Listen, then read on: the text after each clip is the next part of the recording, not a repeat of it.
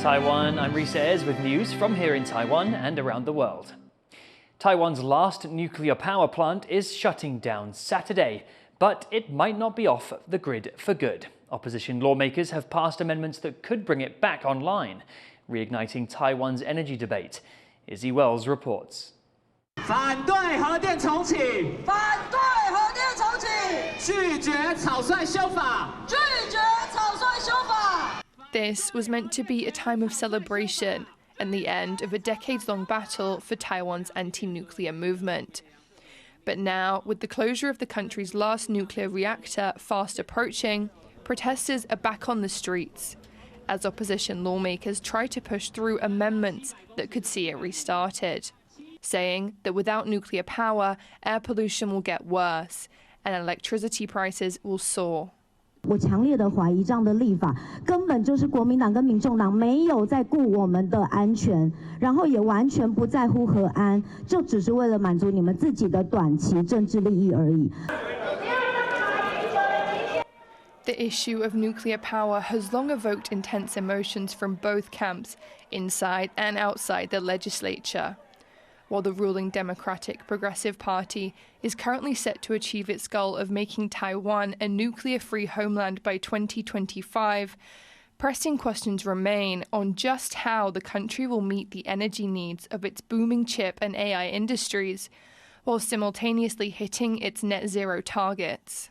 This government will not be able to achieve the net zero carbon emission goal in the year of 2050. You have to be practical. I mean, without nuclear, it's not possible. Taiwan's nuclear phase-out runs counter to nuclear trends seen among its neighbours. China currently accounts for nearly half of the world's nuclear power under construction. And following a major post-Fukushima shift in policy, Japan hopes to increase its nuclear power generation from 8.5% of its grid supply in 2023 to 20% by 2040. While South Korea hopes to increase the proportion from 30.7% in 2023 to 35.2% in 2038.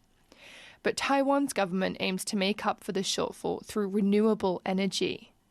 继续的发展多元绿能，用深度的节能、科技的储能，再加上安全电网韧性的加强，我们认为在今年甚至到2030年、32年之前，我们发电量是足够于来支撑国内所有产业。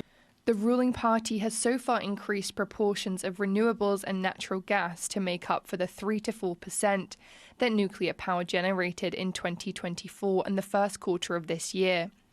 But critics say it might not be enough. The administration's 20% renewable energy target by 2025 was already delayed a year back in 2022 after lagging targets. And for Taiwan, it's not just a question of meeting climate targets and industry demands. There's another factor that its neighbours don't have to consider: a potential military blockade by China. 假设最极端的情境来说，我们是被全面封锁情境来说，好，我们的化石燃料用完了，我们的燃煤用完了，那我们现在剩下的选择可能就剩下再生能源。那再生能源最大的供应量大概就是20%左右。But the DPP isn't ruling out nuclear power forever. Experts say new nuclear technology, like small modular reactors, currently in development, could be available by 2030. And Taiwan's Premier Zuo Rongtai said he's open to this new tech if it had the consensus of the people. Regardless, critics urge caution. I think there is a massive amount of kind of mania and hype around this particular promise of nuclear. It is what I call magical thinking, that somehow this technology can proliferate at a level that could make a difference. A skepticism shared by these protesters in Taipei, who remain determined to keep fighting until the sole remaining nuclear power plant in the country is permanently shut. That power plant is set to be decommissioned this week, but that is no assurance it will remain offline. Opposition lawmakers could make a decision that would see it reopened, leaving groups like these demonstrating for years to come. Ryan Wu and Izzy Wells for TaiwanPlus. A traditional Pacific sailing canoe has completed a historic journey from Palau to Taiwan, using the stars and ocean swells to navigate. As Rick Glauert reports, the first-of-its-kind journey is reviving traditional seafaring knowledge and reconnecting with ancient roots. An enthusiastic welcome for a historic visit. As the crew of a traditional double-hulled voyaging canoe, the Alingano Maisu, arrives on Taiwan's east coast. After a 19-day sail from Palau, 1,200 nautical miles across the Pacific. Cesario Saralur and his 11 crew piloted the vessel with ancient know-how, using the wind for power and the stars for navigation. Well, being a voyager, and this is how we survive. This is our big ocean that we need to take care of. This is how we bring life to different places. Like voyagers of the past, the crew lived off bananas, coconuts and dried fish on this first-of-its-kind journey, with a vision to reconnect some of the oldest seafaring communities in the Pacific, including indigenous Taiwanese. It's along this coast in the southeast of the country where most of Taiwan's indigenous people live. Their communities have been here for millennia, long before settlers from Europe, Japan and China came to this island. And it's also widely believed that it's from these communities along this coast that the rest of the Pacific became populated, through thousands of years of migration by sea. Taiwan's indigenous people and Palauans still share elements of their language and culture. This landmark voyage described as a return by the people of Palau to the mother island. 海洋不是分隔我们的，它是连接我们的陆地。 But it's also about sharing and preserving ancient sailing and navigating techniques at risk of dying out. Joining other sailors from around the Pacific on board, Jiang Ye Hai Shaman, from Taiwan's Dao people who live on Orchid Island. 透过上千年的一个知识的累积，才造成了所有在太平洋岛屿上面有我们这些南岛语民族的一个居住。那这些航海的实践，在过去是因为西方殖民的关系，让这些知识断掉了。那透过这次航海的知识的一个复振跟重新再去建构，也让我们台湾跟南太平洋的岛屿民族能够透过海洋来重新的连接在一起。 But the Palau-Taiwan connection is under pressure.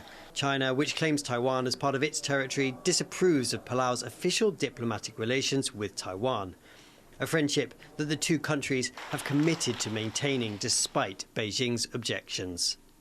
I think this voyage represents peace. It represents how people used to travel, how interconnected we are. You know, a lot of times we keep talking about how the oceans connect us. This is a demonstration of how that truly is. Alingano Maisu means fallen breadfruit, and just as fruit that has fallen from the tree is available to everyone, this boat was built to share voyaging traditions across far-flung nations of the Pacific. Here, at the western edge of that ocean for the first time, the boat and its crew are spending more than a week visiting Taiwan's coastline communities, reviving forgotten connections and proving that the sea can be a bridge, not a barrier. Justin Wu and Rick Glauert in Taidong County for TaiwanPlus. Thank you for watching What's Up Taiwan. You can visit the TaiwanPlus website or follow our social media for more stories from Taiwan and around the world. Finally, we head to London for this Punch and Judy puppet show. I'm Reece. Take care and see you next time.